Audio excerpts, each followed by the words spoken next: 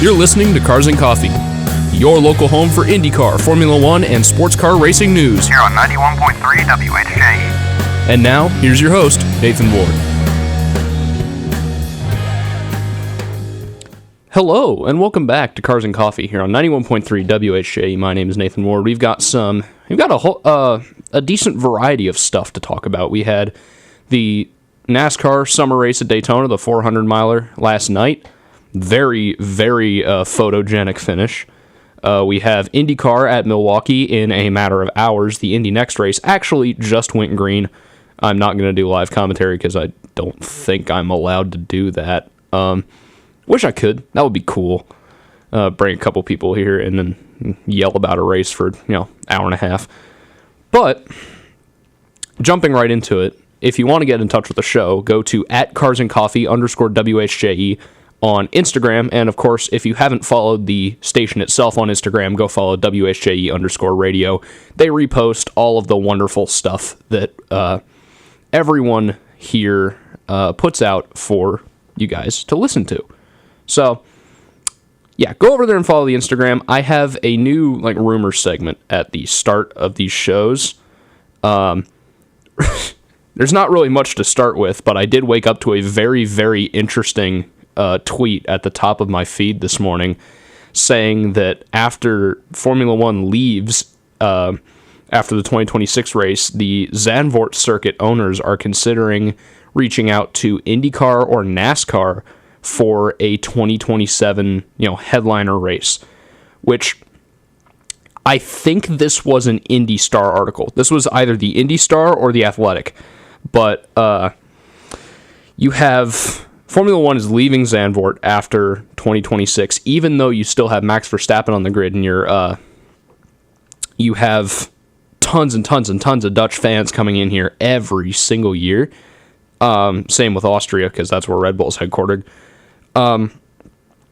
Zandvoort's just not paying, or they're not getting the returns that F1 wants, especially considering the other races that are slated to come in.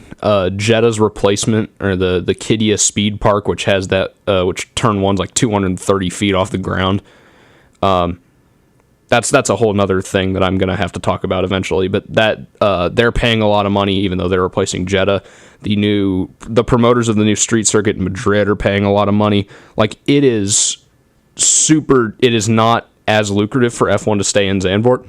So what reportedly, this is just a rumor, this is the rumor segment, they are considering getting IndyCar or NASCAR over to Europe for an international race. Out of those two, I think the more likely scenario would be getting IndyCar over here, even though management is kind of opposed to having points-paying international races for some reason. Why? That doesn't make any sense. But I think it's the more likely option that IndyCar would go. I don't think either of these are likely, but IndyCar at least has a Dutch driver in Rinus VeeKay who has a lot of fans from his home country. I think he would pull a decent crowd there, just like how Pato O'Ward would if we went to Mexico, or when we go to Mexico. I'm gonna do my 3 times yearly "What Should the Schedule Be" show next week. So if you want to hear me,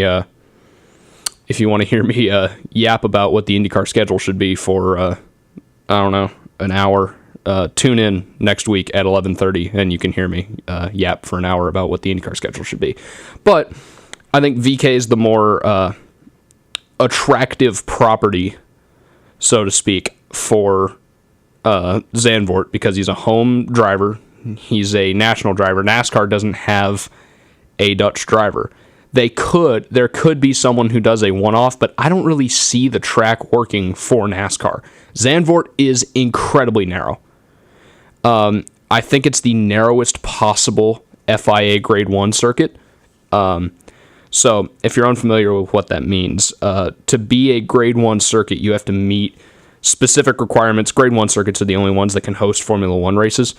To be a grade 1 circuit, you have to have a minimum track width around the entire track of, I think, 12 meters? Something like that. Not 12 meters. Yeah, I think it's 12 meters, not 12. Yeah, it's not 12 feet. Actually, yeah, maybe it is 12 feet. I don't know, 12 something. I don't know if it's freedom units or not.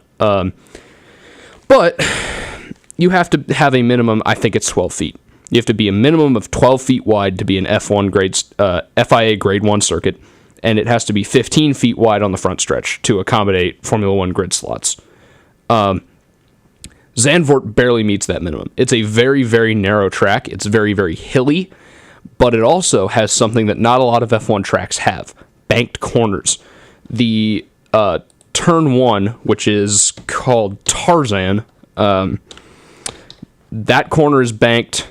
Turn 3 is banked, and turn 14, Ari Luyendyk corner, is banked basically like an oval, except that it's a right-hand turn, not a left one. But Tarzan, Hugenholtz, and Luyendyk are all banked turns 1, 3, and 14. I think that would be very interesting for both forms of American motorsport that could be interested in going to Zandvoort, but I think IndyCar would be the most likely.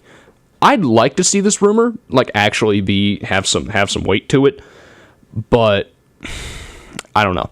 IndyCar's hesitancy to do international races. We're probably going to Mexico next year. I wouldn't be surprised at all. That's been talked about by every media outlet for the last 6 months, that talks are still in progress. But yeah, with how hesitant IndyCar is to do other international races, like, say, Brazil or even Toronto looks like it might be in trouble for next year because of the World Cup, I don't think either of these will happen. The most likely thing that happens is just that NASCAR Europe goes to Zandvoort instead, because Zandvoort needs a headline event.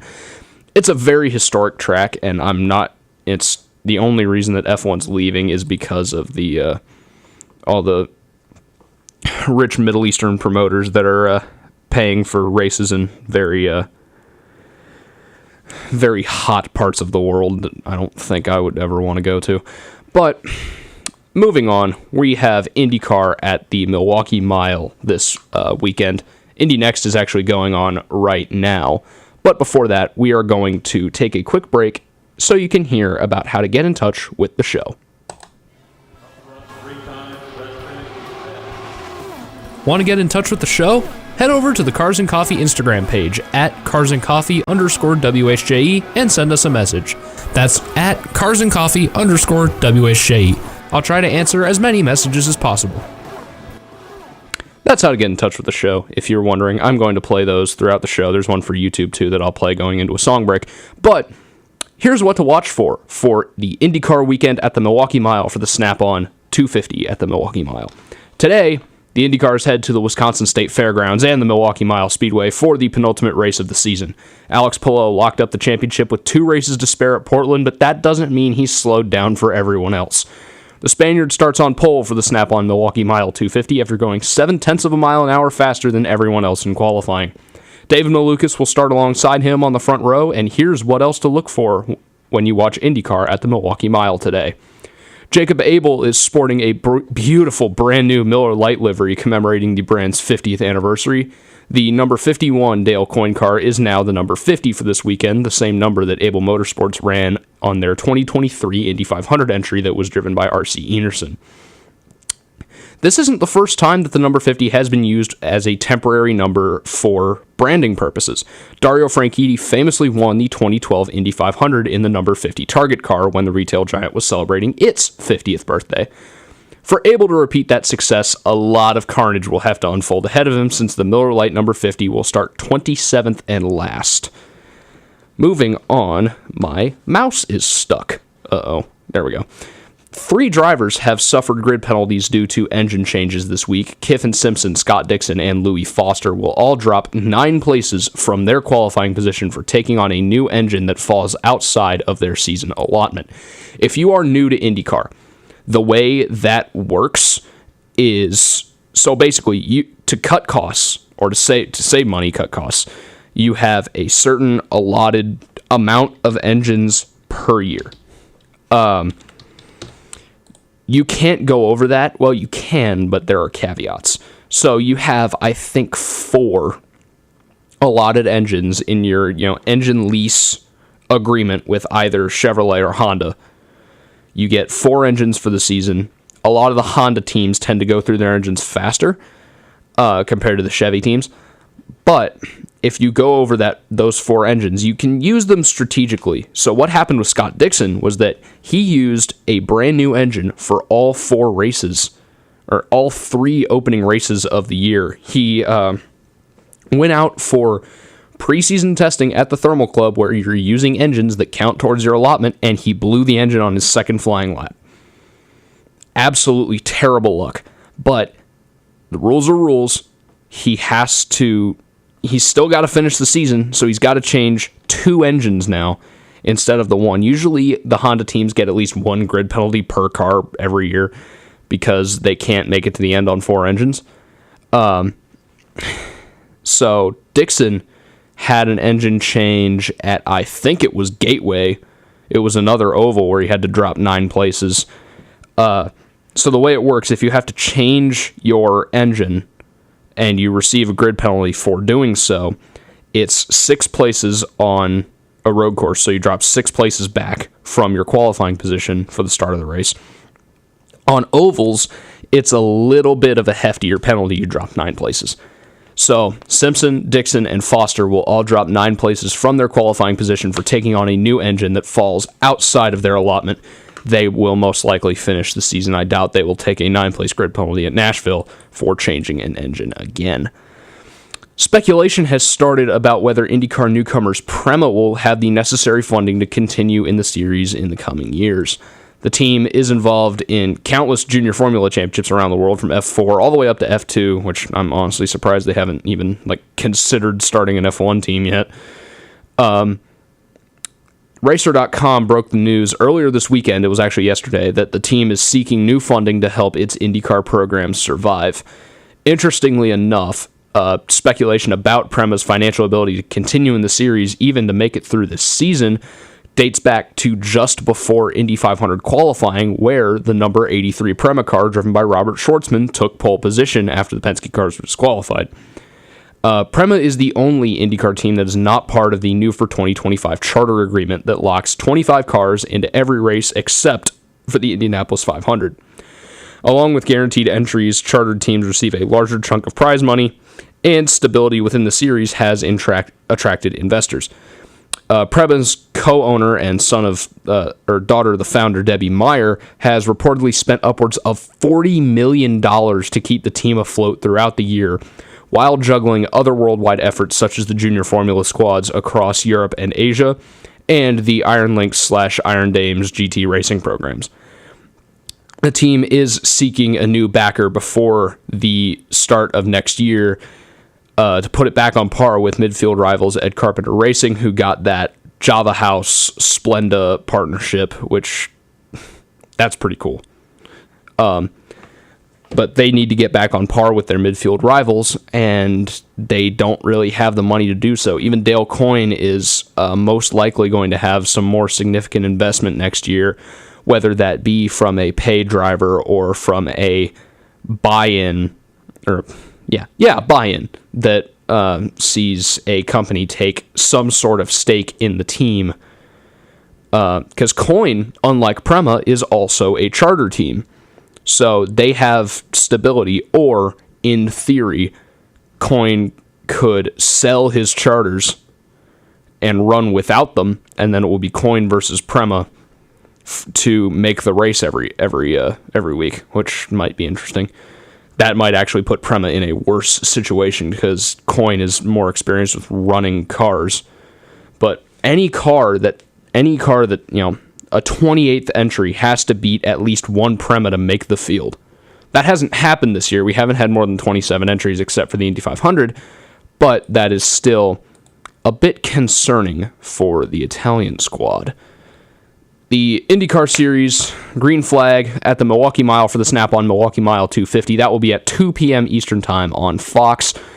I'm going to get out of here and immediately go home and watch it. Well, I have other stuff to do, but I'm going to be watching. We hope you will be too. Indy Next is actually going on right now. I believe Salvador de Alba is leading the race at the moment. We are going to go to a quick song break. We will be right back. You are listening to Cars and Coffee here on 91.3 WHJE. My name is Nathan Ward. Here is Rusty Cage by Soundgarden. Want more racing news and highlights along with full show replays? 241.428 miles an hour. Head over to the This Week in Racing YouTube channel so you never miss an episode of Cars and Coffee and highlights from your favorite racing series. Just go to youtube.com/@TWIRvids.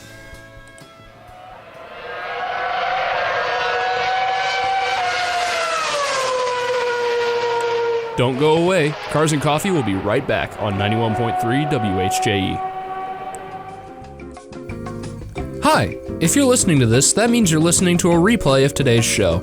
I just want to say thank you for listening and make sure to subscribe to the This Week in Racing YouTube channel so you never miss another episode of Cars and Coffee, along with highlights from your favorite motorsport series. If you're listening on the WHJE website, go to youtube.com/@TWIRvids. If you're listening to this on YouTube, just click the button below. Thank you so much for listening. Now, let's get back to the show.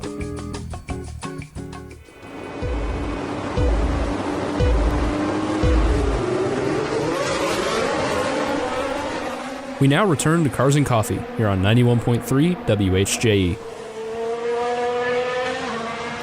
Welcome back to Cars and Coffee here on 91.3 WHJE. I have pulled up the starting grid for the IndyCar Snap-on Milwaukee Mile 250. If you didn't watch qualifying yesterday, which probably a lot of you didn't, Alex Palou and David Malukas on the front row. Pato O'Ward starts third. Scott McLaughlin in fourth. Will Power and Kyle Kirkwood on row number 3. Joseph Newgarden starts 7th alongside Connor Daly in 8th. Christian Rasmussen starts 9th, Graham Rahal 10th. Renus VK, a great qualifying effort for Dale Coyne Racing, starts 11th alongside Alexander Rossi in 12th. Marcus Ericsson and Scott Dixon on row 7. The number 28 and number 9 will start 13th and 14th. Devlin DeFrancesco and Marcus Armstrong on row 8, 15th and 16th. Christian Lundgaard starts 17th alongside his teammate Nolan Siegel. Stingray Robb will be 19th for Juncos Hollinger Racing. The highest qualified Prema is Robert Schwartzman in 20th. Santino Ferrucci starts 21st. Jacob Abel will start 22nd. I was mistaken earlier saying he would start last. Sorry, force of habit. Callum Ilott will start 23rd. Colton Herta and Felix Rosenquist did not complete their qualifying runs. Herta spun and Rosenquist crashed. They will start 24th and 25th. Kiffin Simpson will start 26th and Louis Foster will start 27th. Both of those cars have taken grid penalties for engine changes. Moving on to NASCAR. Last night, great race at Daytona International Speedway. The regular season finale, the Coke Zero Sugar 400 last night. The NASCAR Cup Series set its playoff field at Daytona International Speedway. Tyler Reddick and Alex Bowman were the two drivers who had a chance of missing out if there was a new winner. They were the only two drivers that could possibly make the playoffs on points. Everyone below the cut line had to win to make the playoffs. Reddick was caught up in a crash with Todd Gilliland early in the race, and Bowman was taken out completely when the big one struck on lap 27. With both drivers plagued by damage, the attention turned back to the front of the field. Bowman was out on the spot after his wreck, but Reddick was able to continue. With him and Bowman being the only drivers that could make the playoffs on points, all of the other hopefuls had to win. Reddick locked himself in by making it to the end of Stage 1, leaving Bowman defenseless if there were to be a first-time winner. Luckily for Bowman, there was a repeat winner. After a late caution for Denny Hamlin, Ryan Blaney rocketed forward from 13th to the win in just 2 laps, beating Daniel Suarez by 0.031 seconds, 31 thousandths of a second. Third place Justin Haley was only 5 thousandths of a second further back of Suarez, and Cole Custer got his best finish of 2025 in 4th, 500ths back of Blaney. All 4 drivers came to the flag side by side with Blaney ahead by around half a car length. I did post that photo on the Cars and Coffee Instagram. Wonderful photo. Make it your background. It's great. Notable drivers to miss out on the playoffs this season include Suarez, who missed out by just the thinnest of margins, Chris Buescher, Kyle Busch, Ryan Preece, and Brad Keselowski. No Roush Fenway Keselowski cars made the playoffs this year. The other headline is the fact we almost got a very, very silly winner. It's about the midpoint in Stage 2. I'm not really paying too much attention because there hasn't been a flip yet, and no one flipped last night, which means the A-post flap that they put on the car, the way the roof flaps come up when the car's spinning backwards to prevent it from flipping, those don't really work anymore, so they had to put them on the A-post, so the two beams that are right in front of the driver, they had to put flaps there to keep the cars from flipping over. Apparently they worked because there wasn't a flip last night. But I'm kind of paying attention, kind of scrolling Twitter, kind of going back and forth, just trying to have a little bit of entertainment, because if you're not familiar with superspeedway racing, it can get quite dull at the beginning, and then everyone kind of goes insane with about 15 laps left.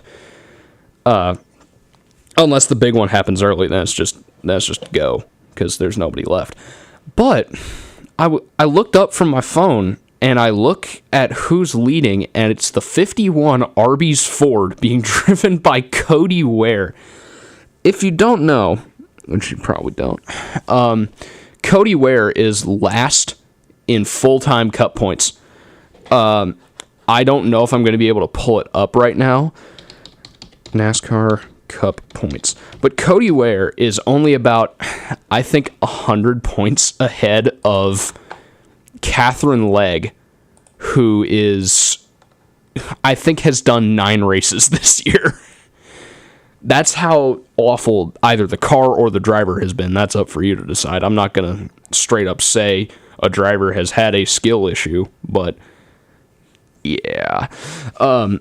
Cody Ware is only barely ahead of Catherine Legg and the 78 Live Fast car in general in entrant points, even though that 78 Live Fast car has not done the full season.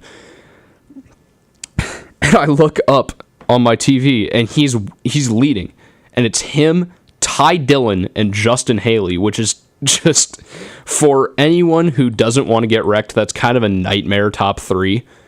But Ware did not end up winning because he was on a different fuel strategy.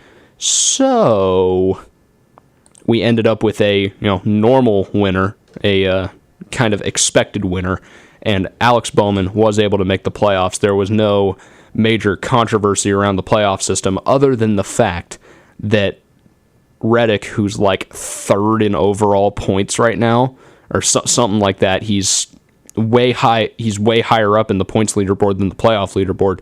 He was in danger of missing the playoffs if he was beat by Bowman and a new driver won. That is the major flaw with the playoff system in NASCAR. A lot of people were wondering if IndyCar was going to go to playoffs after being bought into by Fox.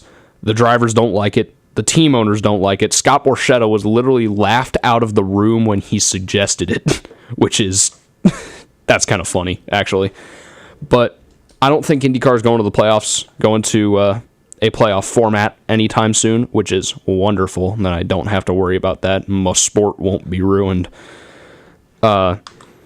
But even though there wasn't like a major accident like there had been the last 2 years, because 2 years ago we had the the Summer Daytona race has been chaotic every year the next gen era. This has been the one that was like mid. The 2022 race was rain delayed to the Sunday afternoon, and then like everyone got taken out because it started raining in turn 1 and they didn't stop the race. 2023, we had Ryan Blaney cave the safer barrier all the way back in turn 4, that's another ridiculous crash to watch because the way the safer barrier flexes, it's got like foam blocks in the middle of two, the outer layer steel, then it's foam blocks, and then the original concrete wall in the back. It caved the steel wall all the way back to the concrete and then bounced him back out. Ridiculous crash. And then the same race, Ryan Preece went flipping through the backstretch grass, which caused them pave all the grass over the next year on the backstretch. So now Daytona doesn't look like Daytona anymore. I have maintained the opinion that if you're not going to have grass on the backstretch of Daytona, can you at least do like a cool painting around the bus stop chicane that's used for the 24-hour race, so people know where the bus stop chicane is even when they're watching a race on the oval?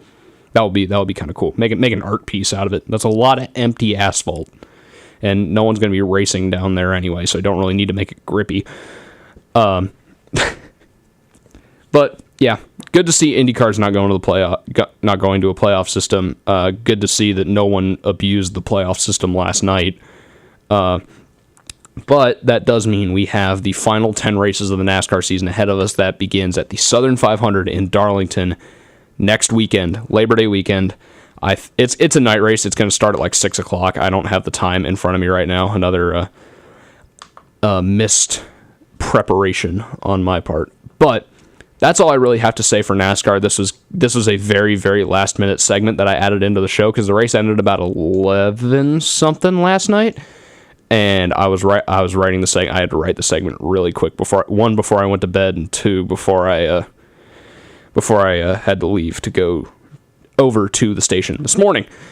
But I got it done, and I was able to talk about it. So we're gonna go over to a quick song break before we kind of wrap up the Cadillac Formula One driver announcement thing, because apparently they have their drivers chosen. They just haven't told anybody yet.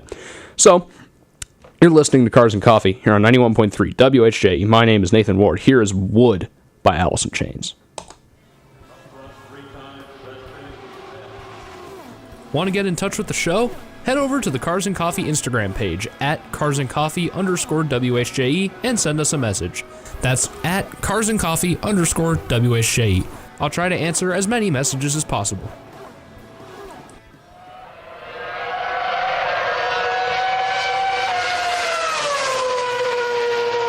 Don't go away. Cars and Coffee will be right back on 91.3 WHJE. Hi, if you're listening to this, that means you're listening to a replay of today's show.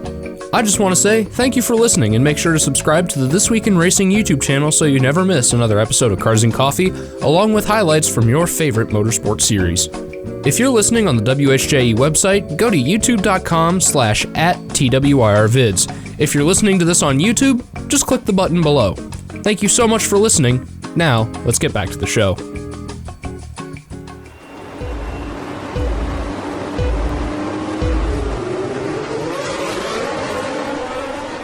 We now return to Cars and Coffee here on 91.3 WHJE. Hello, and welcome back to Cars and Coffee here on 91.3 WHJE. My name is Nathan Ward. This is the final segment of the show, kind of building on what I talked about last week. I was talking about what could the options be for Cadillac to fill their 2 seats for 2026, because they are a new team on the grid, and we don't really know how they're going to go about picking the talent to drive those 2 cars. That is until some point in this coming week. F1 returns this coming week for the Dutch Grand Prix at Zandvoort, which we talked about earlier, is going to be gone after 2026. And at some point this week, the new Cadillac team will announce its driver lineup for the 2026 season. As I talked about last week, the team had 3 series options for its driver combo. Option 1 was to use the team as a junior driver farm and have other teams pay for their academy drivers to take seats. Option 2 was to sign an experienced driver to be the team leader in the short term and a teacher for a second younger driver that could become the face of the team in the future. Option 3 was to go with the most experience possible and sign 2 veteran drivers to help the team get off on the right foot. Cadillac, as it seems, has gone for option 3 and is expected to be announced this week that both Sergio Perez and Valtteri Bottas will be signed to drive for the team in its debut season. The most likely reason that Cadillac went for 2 experienced drivers comes down to its situation entering 2026. As GM opted to enter as a brand new team, instead of buying an existing team, they could be on the back foot when it comes to development. because they have to build a new car from scratch. They don't buy the intellectual property. They don't have the IP of the team they just bought. Like, for example, what's a good example of this? When Braun GP bought what was left of the Honda team for a singular pound, which is less than a cup of coffee now, far less than a cup of coffee now. But Ross Braun bought the Honda team for a pound, saved everyone's jobs, but they also got the $435 million budget that Honda had for 2009, and they also had the 2009 Honda car, which was done, except they didn't have an engine for it, so they put a Mercedes in it. So, that's the closest comparison that I can make to a team, taking another team's intellectual property when they're bought out, because why build your own car when you have the previous team's car for that year? So it makes more sense. But since Cadillac is not doing that, they could be well off the pace considering they're building their 2026 car from scratch. But there's another variable to add into this, is that the 2026 season is going to be a new regulation cycle. The ground effect cars are gone after this year, and every single new team is going to build a new car. So, unlike, say, Haas in 2016 that was coming in the last year of the first generation hybrid regulations, where they had to build a car for 2016, and they had to build a completely new car for 2017, Andretti won't have to do that. Andretti Cadillac won't have to do that. They will just have to build the 2026 car, and they actually might get a little bit lucky in terms of performance because a lot of the other teams might not know what they're doing. They might not know how to exploit the regulations to the best possible effect, unless it's Aston Martin, which I think Aston Martin will be near the front next year because they got Newey. But new teams in their first seasons tend to be a hit or miss. The three teams that joined in 2010 were all perpetual backmarkers, so Lotus/Caterham, the point where there were two teams called Lotus on the grid, so I'm just going to say Caterham. Caterham, Hispania, and Manor, Marussia, Virgin, whatever they were called. Those three teams were all perpetual backmarkers. They only scored, among all three teams, they scored points a total of twice. Yeah. And they were both by Manor. One was the late Jules Bianchi scoring points in Monaco, which basically sealed the backmarker battle for that year, even though Bianchi would be killed at Suzuka later, or he would suffer an accident that would later take his life at Suzuka that year. And then was it Wehrlein? Yeah, it was Pascal Wehrlein scoring a single point in Austria in 2016. Among the three teams, HRT and Caterham never scored a single point. But Manor did, and that's why they survived longer than the other two, but barely. They were all out of money by 2017. While GM is a major automotive giant and the chance of the F1 team going belly up for financial reasons is almost non-existent, the 2026 car could still be well off the pace at some or even most tracks. If you have drivers who are experienced in slower cars, such as Bottas and Perez, you have the opportunity to get better results where the driver is squeezing every possible bit of performance out of the car. Bottas spent 3 years at Sauber and endured a horrible 2024 where he didn't score a single point. His teammate Zhou Guanyu did. Perez struggled at Red Bull even as it was dominating. While that makes the driver choice sound like an odd move on Cadillac's part, there are more external factors to consider. Both Bottas and Perez are Grand Prix winners. They're both race winners. I think they've both won 8 races. Bottas won 8 races for Mercedes, and Checo was still occasionally winning in a Red Bull that he found incredibly hard to drive, which is honestly the mark of a very good driver. If you are still winning in a car that you hate, you're a pretty decent driver. Checo has also spent most of his career with mid-grid teams and knows how to get as much performance out of them as possible. While this isn't an official decision just yet, I think we're going to have to wait till about Tuesday, Wednesday to actually find this out. I do think this is the best scenario for Cadillac to secure itself and have their cars getting consistent results so the team can learn the tracks, the new regulations, and honestly, have the best footing possible going into 2027, where they could actually truly be competitive. I think the best way to look at it for Cadillac is that they could treat this year like a learning year. They just get used to the car, get used to the tracks, and have these two experienced drivers who have been in the series for... Checo's been here for probably close to 15 years. Bottas has been here for 13 years. So that's a lot of experience in a lot of different car setups. I think that will be very good for Cadillac to have such an experienced lineup for this coming season. But before we go, because that is our final segment here on Cars and Coffee, here on 91.3 WHJE, I want to remind everyone you can find live show replays on YouTube at TWIRvids. I upload the shows usually by 3 o'clock today. That's what I'm going to try and do when I get home.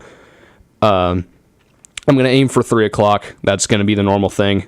Go live at 11:30, go home, process the show, and get it up on YouTube for you to listen again if you want to listen to a new a different section. If you want to re-listen to the show, do it there.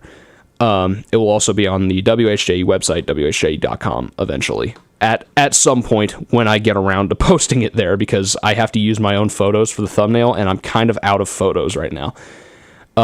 You can listen live anywhere at WHJE.com. I know a lot of people do that. If you're outside the range of the station, we have listeners from all over the world.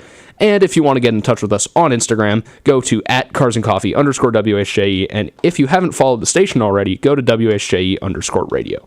Thank you so much for listening to Cars and Coffee here on 91.3 WHJE. My name is Nathan Ward. I will see you next week at 11:30 a.m. Here's February 7 by the Avett Brothers.